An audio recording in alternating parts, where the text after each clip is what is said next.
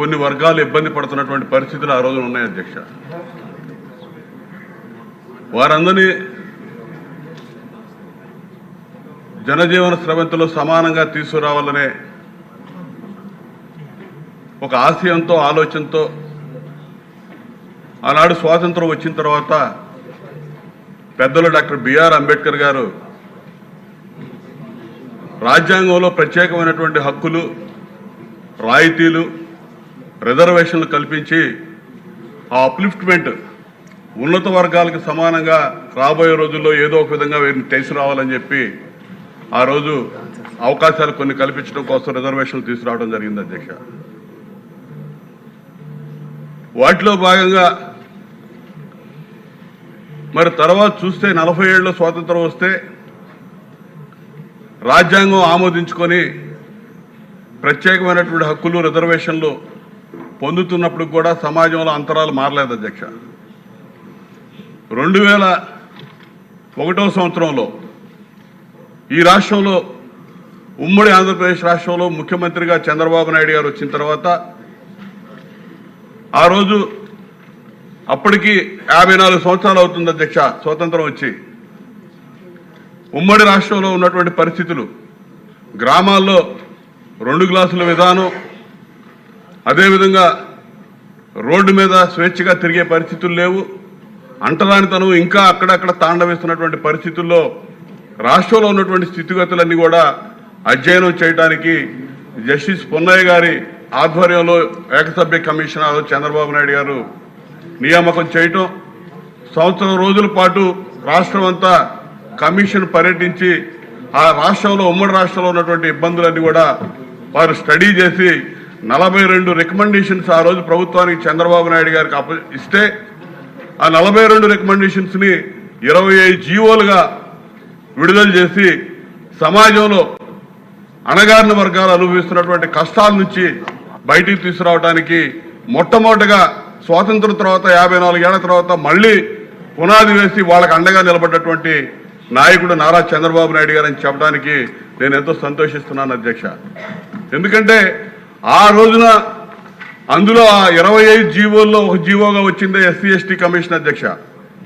ఆంధ్రప్రదేశ్ రాష్ట్రంలో, ఉమ్మడి ఆంధ్రప్రదేశ్ రాష్ట్రంలో దళితుల మీద జరుగుతున్నటువంటి దమనకాండలు, అకృత్యాలు, హత్యలు, అత్యాచారాలన్నీ కూడా నిరోధించడానికి, వారికి బాసటగా నిలబడటానికి ఎస్సీ ఎస్టీ కమిషన్ని మొట్టమొదటిగా నేషనల్ లెవెల్లో ఎస్సీ కమిషన్, ఎస్టీ కమిషన్ ఉంది.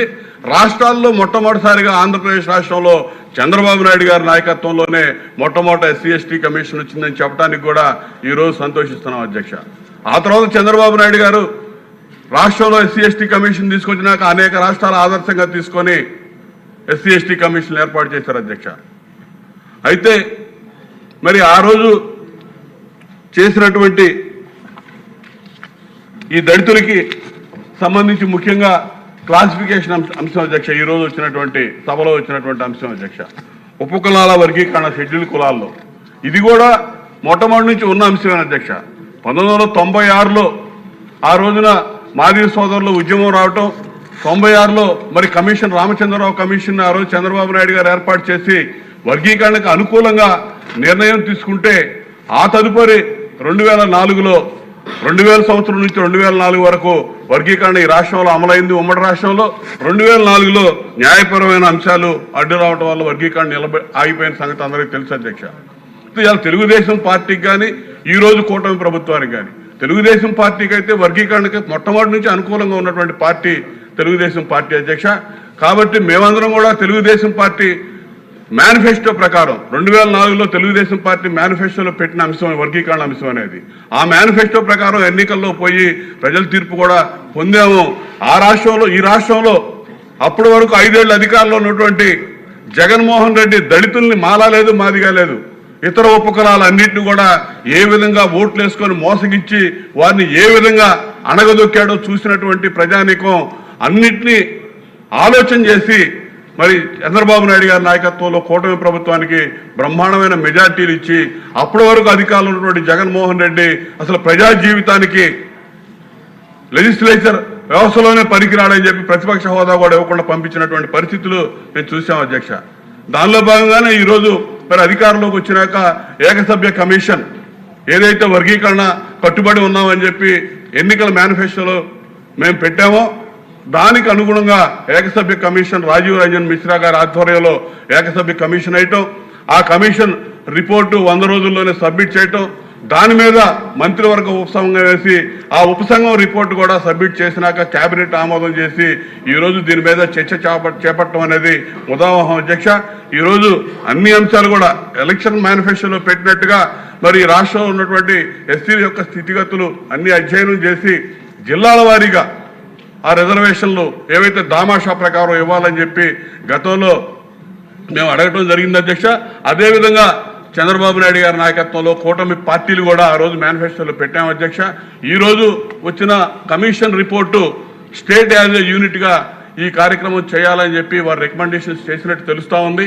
ఏది ఏమైనా మీ ద్వారా ప్రభుత్వానికి ముఖ్యమంత్రి గారికి మేము విన్నవిస్తుంది, ఈ జిల్లాల వారీగా కూడా ఆ త్వరగా ఆ జనాభా లెక్కలు ఎప్పుడైతే వస్తాయో అవి వచ్చిన వెంటనే జిల్లాల వారీగా ఈ రిజర్వేషన్ విధానాన్ని అమలుపరచడానికి చర్యలు తీసుకోవాల్సిందిగా కూడా ఈ సందర్భంగా తెలియజేస్తా ఉన్నాం అధ్యక్ష.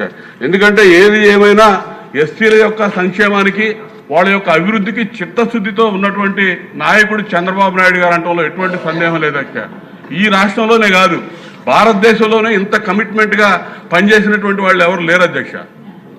గతంలో చూడండి అధ్యక్ష, దేశంలో అత్యున్నటువంటి వ్యవస్థ అయినటువంటి పార్లమెంట్కి స్పీకర్గా జిఎంసి బాలయోగి గారిని తీసుకెళ్లి పెట్టింది చంద్రబాబు నాయుడు గారు అధ్యక్ష. శాసనసభ స్పీకర్గా ప్రతిభా భారతి గారిని ఆ రోజు నియామకం చేసింది చంద్రబాబు నాయుడు గారు అధ్యక్ష. అదేవిధంగా సిఎస్గా మాధవరావు గారిని నారాయణ గారిని ఆ రోజు రాష్ట్రపతిగా చేయటంలో కానీ ప్రధాన భూమిక పోషించింది చంద్రబాబు నాయుడు గారు అధ్యక్ష. దళితులను అన్ని విధాలుగా ముందుకు తీసుకురావడానికి ఈరోజు దళితులకి 15% ఈ రాష్ట్రంలో రిజర్వేషన్ అమలవుతా ఉంది అధ్యక్ష. అది మొట్టమొదటిసారి 1987లో బీసీలకి ఎస్సీలకి ఎస్టీలకి బీసీలకి 27% రిజర్వేషను, ఎస్సీలకి 14% ఉన్నటువంటి 15 చేస్తూ 5% ఉన్న ఎస్టీలది 7. దాని మీద జస్టిస్ జీవన్ రెడ్డి గారి జడ్జిమెంటు బీసీలకి ఇచ్చిన రిజర్వేషన్ కొట్టేసి ఎస్సీలకి పెంచిన రిజర్వేషన్ ఆమోదించింది అధ్యక్ష. ఆ ఆమోదించినటువంటి 15% రిజర్వేషన్ ఇలా ఆంధ్రప్రదేశ్ రాష్ట్రంలో ఉమ్మడి ఆంధ్రప్రదేశ్లో కానీ గతంలో కానీ ఇప్పుడు విడిపోయిన ఆంధ్రప్రదేశ్ రాష్ట్రంలో కానీ అమలవుతా ఉన్నాయంటే అది తెలుగుదేశం పార్టీ చలవని చెప్పి నేను చెప్తా ఉన్నాను అధ్యక్ష. దాన్ని దృష్టిలో పెట్టుకొని ఇలా ఏది చేసినా సప్లాన్ అధ్యక్ష, సప్లాన్ చట్టం అయితే కాంగ్రెస్ గవర్నమెంట్లో అయింది కానీ దాన్ని చిత్తశుద్ధితో అమలు చేసినటువంటి నాయకుడు చంద్రబాబు నాయుడు గారు అధ్యక్ష. ఇవాళ గ్రామాల్లో దారుణాతి దారుణమైన పరిస్థితులు మా వాడల్లో కనపడతాయి అధ్యక్ష. అది మానపల్లి కావచ్చు, మాదిపల్లి కావచ్చు, రెల్లివాళ్ళు కావచ్చు.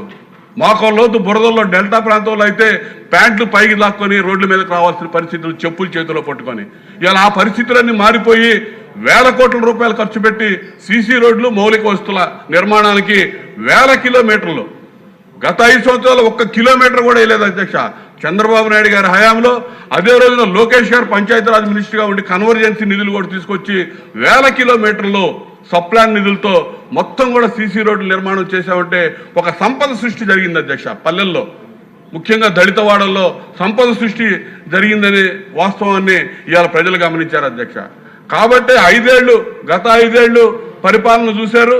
2019 ఎన్నికల్లో జగన్మోహన్ రెడ్డి ఒక్కసారి చూడాలి, ఒక్క ఛాన్స్ ప్లీజ్ అంటే నమ్మి దళితుల్లో ముఖ్యంగా 180% ఓట్లేసి గెలిపించారు అధ్యక్ష. నమ్మి ఓట్లేసి గెలిపించిన వాళ్ళని నట్టేట ముంచినట్టు మీద కాలేసి తొక్కి అధపాతాళానికి తొక్కినటువంటి నాయకుడు జగన్మోహన్ రెడ్డి అధ్యక్ష. ఇలా ఏం చేశాడో అందరూ చూశారు అధ్యక్ష. అన్ని పథకాలు రద్దు, దాదాపు 27 పథకాలు, ల్యాండ్ పర్చేస్ స్కీమ్ కానీ, బెస్ట్ అవైలబుల్ స్కూల్స్ కానీ, ఉన్నత విద్యా అవకాశాలు కానీ, ఎన్టీఆర్ విద్యోన్నతి కానీ, అదేవిధంగా అంబేద్కర్ ఓవర్సీస్ విద్యానిధి పథకం కానీ అన్ని పథకాలు కూడా రద్దు చేసేసి జనరల్ స్కీమ్స్లో కలిపేసి ఘోరాతి ఘోరంగా మోసగించబడినటువంటి వర్గం ఏదైనా ఉంటుంది దళితుల అధ్యక్ష. ఈరోజు నాకు తెలుసుకున్నారు కాబట్టి 2020 ముఖ్యంగా అందరం కూడా గమనిస్తున్నారు అధ్యక్ష. దానిలో భాగంగా మరి ఏది జరిగినా సరే ఇక్కడ సంక్షేమ హాస్టల్లో residential society social welfare residential system తీసుకొచ్చింది తెలుగుదేశం పార్టీ అధ్యక్ష. అందులో భాగంగానే మరి చంద్రబాబు నాయుడు గారు ముఖ్యమంత్రి అయిన తర్వాత ఆ సోషల్ వెల్ఫేర్ రెసిడెన్షియల్ స్కూల్స్ ఉమ్మడి రాష్ట్రంలో దాదాపు 300 స్కూల్స్ పైన వరల్డ్ బ్యాంకు నిధులు తీసుకొచ్చి నిర్మాణం చేసి ఈ రోజున లక్షలాది మంది క్వాలిటీ ఎడ్యుకేషన్, ఇంగ్లీష్ మీడియం చదువులు, అన్ని రకాల చదువులు, ఉన్నత విద్యా అవకాశాలు ఇచ్చింది తెలుగుదేశం పార్టీ అనేది అందరికీ తెలిసిన విషయమైన అధ్యక్ష. అదేవిధంగా వృద్ధాప్య పెన్షన్లు కానీ, అదేవిధంగా ₹2 కిలో బియ్యం కానీ, సంక్షేమ హాస్టల్ కానీ, పక్కా ఇళ్ళు కానీ, పక్కా ఇళ్ల గృహ నిర్మాణంలో 50% 50% రిజర్వేషను ఇచ్చినటువంటి ఘనత కూడా చంద్రబాబు నాయుడు గారు అని చెప్తా ఉన్నాను అధ్యక్ష. అంతేకాదు అధ్యక్ష, 14 నుంచి 19 కానీ ఇప్పుడు కానీ పక్కా గృహ నిర్మాణంలో సాధారణంగా అన్ని వర్గాలతో పాటు కాకుండా ఎస్సీలకి ప్రత్యేకంగా అదనంగా ₹50,000 ఇచ్చినటువంటి పరిస్థితి కూడా ఇవాళ చంద్రబాబు నాయుడు గారి నాయకత్వంలో తెలుగుదేశం ప్రభుత్వాన్ని గతంలో, ఈరోజు కూటమి ప్రభుత్వాన్ని అని చెప్పి చెప్పడానికి చాలా సంతోషపడతా ఉన్నాం అధ్యక్ష. విదేశాల్లో చదువుకోవడం అనేది ఒక కళ అధ్యక్ష దళితుడికి. అటువంటి కళని నిజం చేసి చూపించినటువంటి వ్యక్తి అధ్యక్ష చంద్రబాబు నాయుడు గారు. వందలాది మందిని, సంవత్సరానికి వందలాది మందిని విదేశాలకు పంపించి అంబేద్కర్ ఓవర్సీస్ విద్యానిధి పథకం కింద చదువు చెప్పించినటువంటి గొప్ప వ్యక్తి చంద్రబాబు నాయుడు గారు అధ్యక్ష. ఎవరైనా 5 సంవత్సరాల్లో మరి జగన్మోహన్ రెడ్డికి ఓట్లు వేశారు 180 మంది, 10 మందినన్నా విదేశాలకు పంపించారని నేను అడుగుతా ఉన్నాను అధ్యక్ష. అసలు ఆ స్కీమ్ ఏమైంది? అంబేద్కర్ విదేశీ విద్యానిధి పథకాన్ని తూట్లు పడిచి తీసేసి జగన్ విదేశీ విద్యానిధి పథకం అని పేరు పెట్టుకున్నాడు. సిగ్గు లేకుండా ప్రవర్తించాడు. అంబేద్కర్ గారి పేరు తీసేసి జగన్మోహన్ రెడ్డి పేరు పెట్టుకొని. అదేవిధంగా పల్లెల్లో కూడా అధ్యక్ష అంబేద్కర్ గారి విగ్రహాలకి పోటీగా రాజశేఖర రెడ్డి విగ్రహాలు పెట్టారు అధ్యక్ష. వీళ్ళకి ఎక్కడ సిగ్గు లేదు అధ్యక్ష. దళితుల భూముల్ని ఇడుపులపాయ ఎస్టేట్లో దాదాపు 800 ఎకరాలు 30-40 ఏళ్లు రాజారెడ్డి దగ్గర నుంచి ఆక్రమించుకొని పండించుకొని వాళ్ళ హక్కుగా దాన్ని ఆక్రమించుకుంటే ఇటీవల దాన్ని వదిలిపెట్టారు అధ్యక్ష. రాజారెడ్డి, రాజశేఖర రెడ్డి, జగన్మోహన్ రెడ్డి 3 తరాలు కూడా దళితుల భూముల్ని అక్కడ ఇడుపులపాయ ఎస్టేట్లో ఆక్రమించుకున్నటువంటి చరిత్ర వాళ్ళది అధ్యక్ష. చంద్రబాబు నాయుడు గారు మరి ప్రతిరోజు కూడా వీళ్ళ యొక్క సంక్షేమం కోసం రకరకాల ఆలోచనలు చేసి ఇవాళ దళితుల కోసం అన్ని రకాలుగా బెస్ట్ అవైలబుల్ స్కూల్స్ కానీ, ఇందాక చెప్పినట్టుగా జగజీవన్ జ్యోతి కానీ, అదేవిధంగా ల్యాండ్ పర్చేస్ స్కీమ్ కానీ, మొత్తం కార్యక్రమాలు దళితుల కోసం అన్ని రకాలుగా చేసినటువంటి గొప్ప వ్యక్తి చంద్రబాబు నాయుడు గారు అని చెప్పి చెప్పడానికి నేను సంతోషిస్తున్నాను అధ్యక్ష. ఇవాళ 1997 జనాభా లెక్కల్లో ఆ వర్గీకరణ వివరాలు మరి సక్రమంగా లేవు అని చెప్పి 81 లెక్కలు తీసుకుంటే ఆ 96లో ఎస్సీ వర్గీకరణ చేసిన తర్వాత కోర్టులో ఆ రోజు కొట్టేయడం జరిగింది అధ్యక్ష. ఈరోజు ఎస్సీ వర్గీకరణ ఉపవర్గీకరణకు సంబంధించి ఈ 21 జనాభా లెక్కల్ని అవకాశం ఉంటే తీసుకోవాలి అధ్యక్ష. లేదంటే 26లో జరగబోతున్నటువంటి జనాభా లెక్కల ఆధారంగా అయినా సరే ఇప్పుడు జిల్లాల వారీగా ఈ రిజర్వేషన్ శాతాన్ని జిల్లాల వారీగా అమలుపరచడానికి చర్యలు తీసుకోవడానికి సాధ్యమైనంత వరకు తమ కృషి చేయవలసిందిగా తమ ద్వారా ముఖ్యమంత్రి గారిని కోరుతా ఉన్నాం అధ్యక్ష. అదేవిధంగా 15%, 14%, 15% రిజర్వేషన్. చిన్న విజ్ఞప్తి, 2 స్పీకర్స్ ఉన్నారు, ఉప ముఖ్యమంత్రి గారు, ముఖ్యమంత్రి గారు మాట్లాడాలి. 14% రిజర్వేషన్ 15% చేసింది తెలుగుదేశం ప్రభుత్వం అధ్యక్ష. దానికి తగ్గట్టుగా ఇప్పుడు పెరిగిన దామాషా ప్రకారం కూడా మరి పెంచడానికి, రిజర్వేషన్ శాతాన్ని పెంచడానికి ఉన్న అవకాశాలని పరిశీలించవలసిందిగా ముఖ్యమంత్రి గారిని తమ ద్వారా విజ్ఞప్తి చేస్తా ఉన్నాను.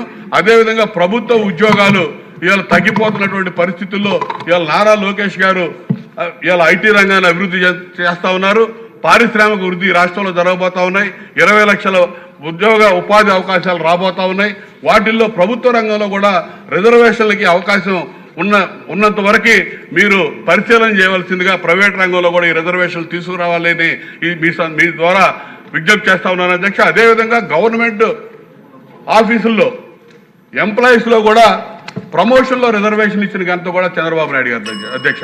కాబట్టి అటువంటి ఎన్నో చారిత్రాత్మకమైనటువంటి ఘట్టాలకు తెరదీసినటువంటి చంద్రబాబు నాయుడు గారు ఈ ప్రైవేట్ రంగంలో కూడా రిజర్వేషన్లకి అవకాశాలు పరిశీలించవలసిందిగా కోరుతూ మరి ఈరోజు ఏకసభ్య కమిషన్ ప్రవేశపెట్టినటువంటి ఈ నివేదిక నేను ఆమోదిస్తూ దీన్ని ఏదన్నా ఉంటే ఇంకా ప్రభుత్వం నుంచి ఇప్పుడు చెప్పినట్టుగా జిల్లాల వారీగా వర్గీకరణకి చర్యలు